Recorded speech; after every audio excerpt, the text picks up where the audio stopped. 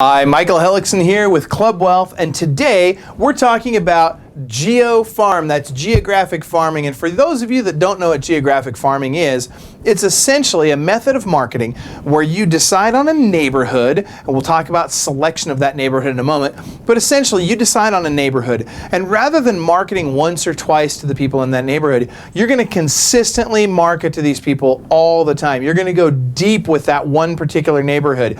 You're going to educate them. You're going to bring them value. You're going to do special things for them. You're going to market to them. You're going to door knock them. You're going to do all this stuff so that you can go as deep as possible with the people in the neighborhood, hoping to eventually become the neighborhood expert. See, have you ever been on an appointment where you're competing against the neighborhood expert and they seem just absolutely fiercely loyal to that person because they're the neighborhood expert? Well, we're going to talk about how to position yourself as that neighborhood expert right now. So first and foremost, we've got to select our area that we're going to geographically farm. So let's talk about how do we do that. How do we select our farm area? Well, we want to make sure we have the right size farm. Essentially, I'd like to see it between 500 and 1,000 homes. No more than 1,000 homes, particularly in your first farm area. Now, those of you that are farming successfully already may want to add more homes to your farm area or may want to take on a completely separate farm area. That's fine. But make sure you've done this for a period of time and you've established the right habits, systems, and processes and have the commensurate success necessary and the ROI necessary, or return on investment necessary, to justify both the time and the expense of maintaining a geographic farm. All right, so as part of that, I need to know, what is my budget going to be per year? Now, I'm not going to tell you exactly what your budget needs to be because it may vary dramatically. If you're in Phoenix, Arizona, you're going to have a different budget for your farm than someone in, say, San Diego, California, where they might have a higher budget. A lot of this depends on the price point of the homes in your neighborhoods. If you're in Scottsdale, obviously you're going to have a higher budget for your farm than you will in Mesa. That being said, make sure you go into this with a budget and stay within your budget, regardless of what your results are, because for that first year, we need to be doing market research in terms of what does it cost me to get what kind of return out of my farm. Then after that first year, we can adjust our budget and see if, when we ratchet that budget up a little bit, do we get a commensurate amount of return on investment, or have we hit the point of diminishing returns? More on that in another video. All right. Price point matters. If I want to be working with people in the $500,000 price range, then my farm area needs to be in the $500,000 price range. If I want to work with multi-million-dollar homeowners, then my farm area needs to be in an area of multi-million-dollar homes. Be thinking about this and really be realistic about what your strengths and weaknesses are. Some people are great at different price points. That doesn't mean that you shouldn't stretch and test out a different price point, but really do be clear with yourself and honest with yourself about what you are and are not fantastic at. All right. Turnover helps.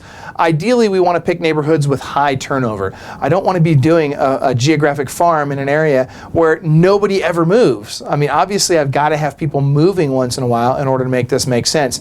I also want to know, is there a dominant agent in the neighborhood? If there are maybe there's one dominant agent in a neighborhood, I might be willing to go take on that one person. But if there's two big dominant agents and they each have, 10, 20, 25% market share in that neighborhood, I may want to think twice about, is it a good idea for me to go get heavily involved in that neighborhood? I'm not saying it's not worth it, especially depending on price point. I'm just saying you need to look at this as one of your analytics before you make the decision on whether or not to farm a particular neighborhood.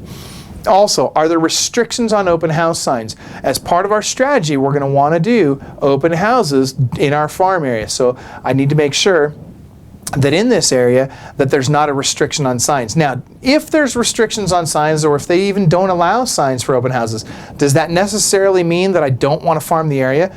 No, that's not what it means. But what I do want to do is I want to look at that as I'm looking at my farm area analysis form.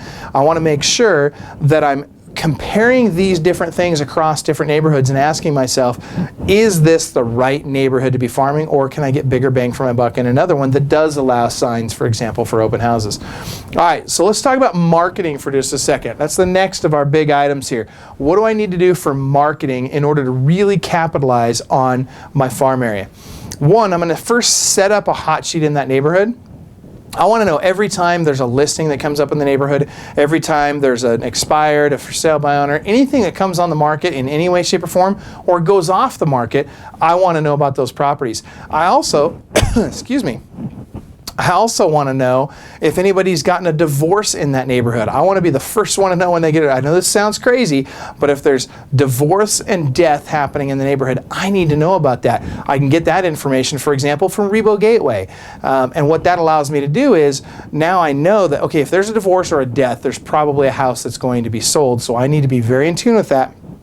And I need to make sure that I'm preparing for that and marketing properly to that person. More on that in a different video. I'm also going to call and door knock all the expireds, the cancels, the for sale by owners. I want to make sure that I'm calling and door knocking each and every one of those. Then I'm going to go in and I'm going to hold an open house on each and every home that will allow me to, whether or not it's a listed property.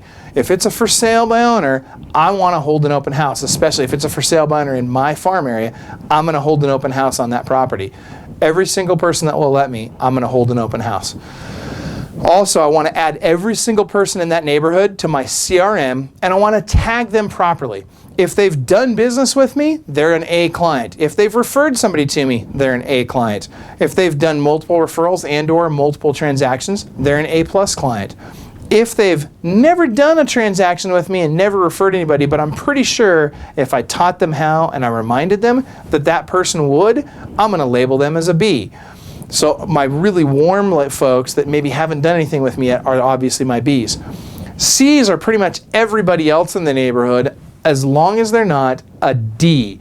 A D is a ding dong. This is somebody I'm just going to bounce you right out of my database if I could, but I don't want to delete you, because if I do, I know you'll find a way to sneak back in. So at least I know by labeling you a D that you're somebody I don't want to deal with any further in the future, and I've got a label for it. All right, the next thing I want to do is I want to make sure I tag, is this a buyer? Is this a seller? Is this a tenant? Is it an absentee owner? I want to make sure that those proper tags are in my database as well, in terms of every single person in my farm area. Very important to know.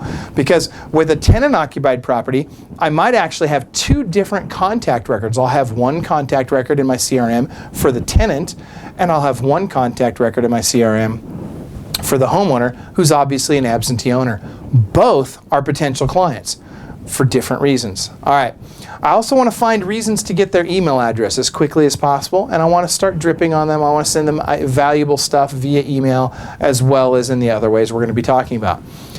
I want to use Connect 6 to get phone, email, and or social media information whenever I possibly can. A lot of times, if I have their address, a lot of times I can get their email address. Again, this is something that Rebo Gateway can help you with. You may even be able to get this from Cole Realty Resource. And of course, you can use Connect 6 to help get that information as well. All right, so I want to knock on every door once per quarter at a bare minimum. I also want to send a personal handwritten note, 3 to 5 lines, blue ink, broad tip pen if you've got it, to each and every homeowner that I speak with as I'm door knocking. I also want to add those folks to my client appreciation program. So anytime I hold a client event, I'm going to invite them out to that client event. Even better, I'm going to be doing client events right there in that neighborhood. I want to do a monthly email to my farm. I want to create a blog site specific to my farm. So let's say, for example, that I'm going to farm Quiet Water. If Quiet Water is the neighborhood I want to farm, then I'm going to create a community blog site called, if I can get the URL, I'm going to get quietwater.com. If I can't get that, I might get quietwaterneighborhood.com or something of that nature. But if at all possible, I want it to be Quiet Water and then whatever.com. I may even go with quietwaterrealestate.com. That again will help me in a big way from an SEO standpoint, and because it's hyper local, the people in the community are more likely to utilize it. I'm going to do the exact same thing with a Facebook group. So I want to have facebook.com/quietwater. That's going to be the Facebook group. Then I want to go in and I want to lead discussions in that Facebook group. I want to ask lots of questions and I want to add lots of value. Key here is come from contribution. This is very, very important. All right, again, I want to hold client events right there in the community. I'm going to announce those events on the Facebook page. I'm going to announce them in the blog. I'm going to announce them via email. I'm going to door knock and tell people about them. I'm going to call people and tell people about them. But I want to get lots of engagements at my neighborhood client events. I also want to make sure that anyone who is labeled as a B, an A, or an A+ in my farm area is also receiving my newsletter, my monthly client newsletter. So I'm going to also send that to farm area folks, but only my B, A, and A+ clients in there. All right. Now, another thing that I can do is I can get involved with the schools in the area. Now, this is for the big boys here and big girls. This is not going to be cheap, but it can have massive value when you use it in conjunction with the other things. If all you do is the stuff I'm about to tell you about and you don't do anything else, waste of time. If you do it in conjunction with the other things, it can add a lot more value and get you deeper and deeper with those folks. So here's the first thing. Assuming that school is in my farm, I might want to create a scholarship fund for the school. Now, it doesn't have to be a lot of money. Usually the schools will tell you if you do at least $500 as a scholarship once a year, then at graduate, like if I've got a high school in my farm area, I'm all over that. Or maybe I've got a middle school and they're graduating up to high school. What I want to be able to do is I want to be able to go to their graduation ceremony, and I want to, because all the parents come to the graduation ceremony, as do the in-laws, as do other people, friends and people that are thinking about maybe moving into the area may also be there. So I want to give away that $500 right there. So I usually get to, if I'm going to do that, I get to say something at their graduation ceremony, and I get to hand the $500 scholarship certificate to the student that receives it. So very cool stuff you can do with this. I'm not going to spend a lot of time on it right now, but I want you to think about this as a ninja strategy. Some other things that you can do is you can sponsor school events. Maybe you're sponsoring a school dance, maybe it's a school sporting event, whatever. And you can even sponsor, some schools have signage on their ball fields, and so you can literally sponsor a sign right on their ball field. Again, complete and utter waste of time and money if you're not doing the other things as well. But assuming you're doing the other things as well, these are some great tactics that can help you out. All right, now let's go to some really cool ideas from some super high producing agents. These are some neat things that I want you to think about. We're going to go through these rapid fire, so grab a pen and paper, make sure you're writing these down. Create a neighborhood directory where you literally have every single person in that neighborhood. So if I'm doing Quietwater again, I'm going to have, here's the Quietwater neighborhood directory, and they can go, it's like a phone book for everybody in the neighborhood. Massive, right? And then you're the primary sponsor on this thing. Now what's really cool is you can actually go out and you can get other neighborhood business owners to co-sponsor this with you. You can actually turn this into a profit center, believe it or not, if you get enough people paying to be a part of that particular community's directory. Now, as part of that, I want to also do maybe a neighborhood watch. If I'm gonna promote a neighborhood watch program, if they already have one, awesome. If they don't, you could bring somebody in to teach about how to do a neighborhood watch, do a little community event around it. You could even bring the police department in and talk about public safety and crime rates in the neighborhood and what they can do to keep themselves safe. There's lots of cool things you can do with this. You could do a community garage sale. You could do a welcome barbecue for neighbors. So anytime anybody moves into the neighborhood, whether you sold them the house or not, now check this out, this is cool, this is ninja, whether you sold them the house or not, do a welcome barbecue in the neighborhood for those folks, and make sure that you now apply them to your orphan buyer program, which we talk about in another video.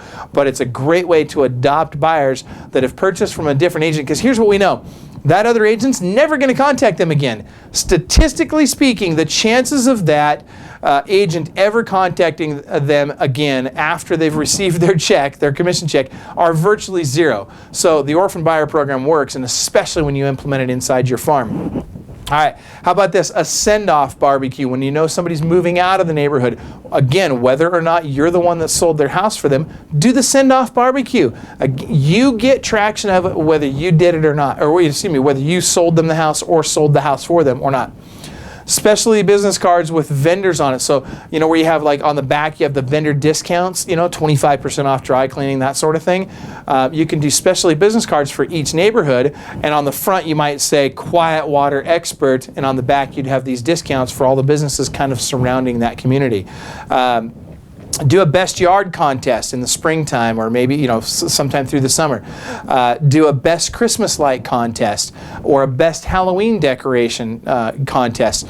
Make a big deal of these contests. Promote them throughout the community. Get a lot of people involved. Reward them. Come up with get again area businesses to contribute, and you might even be able to get the homeowners association in some cases to contribute prize money or prizes that you can then give away to the winners of these types of contests. Again, on your Facebook page, you might want to do some kind of a discount for local businesses. Maybe there's a restaurant in town, so the restaurant gets to have their little promotion on your community page if they will offer a discount to anybody that comes to that community page. Neighborhood cleanup parties. These are huge. I remember when I was growing up, we had shared access to a beach property that was on this lake. It was Angle Lake. And every year we would have a neighborhood cleanup, and so everybody would clean up around the neighborhood, and they would finish up. They would be cleaning up at this neighborhood little park on the water. And let me tell you, this got to be a big deal. There was a lot of community involvement, and it would have been a great. Now, there wasn't a real estate agent taking advantage of this back in the day, but if you were that agent, imagine you're the agent promoting this and being the champion of it and being the the cheerleader, so to speak, of this event. You get tons and tons of traction in a way that is not self-serving. People want to do business with people that bring value, people they know, like, and trust. And when you come at them with me, they don't trust you. They might know you, they might even kind of like you, but they probably won't like you as much, and they certainly aren't going to trust you if every time you open your mouth it's about what's in it for you. All people care about is what's in it for them. Very important. So really what you want to do here is you want to become the social center for the community. And I'm telling you, if you'll do this in conjunction with your geographic farm and the other techniques we talk about in other videos and in coaching, I promise you, you will get results far beyond what you ever believed was possible. Now, you guys know that there's always a download, and sometimes more than one download on each and every one of our videos. The download associated with this video, there's a couple of them in there. One of them is the Geographic Farm checklist, where you go through and decide, is this area the right area for me to be geographically farming? Download it. It's free, and it will help you choose the right farm area. It might also tell you whether or not the farm area you're currently utilizing is appropriate or not appropriate. You may or may not be throwing money away on your current farm. So check to download. It's free. And as always, please tell other people about this video if it was helpful to you. We'd really appreciate it if you would post it on Facebook. If you belong to any other Facebook groups, any other places you can share it, we'd really appreciate it. Maybe Active Rain, other sites. It would mean a lot to us. We appreciate you taking the time to watch this. I hope you've enjoyed it. My name is Michael Hellickson, and as always, remember, you are world class.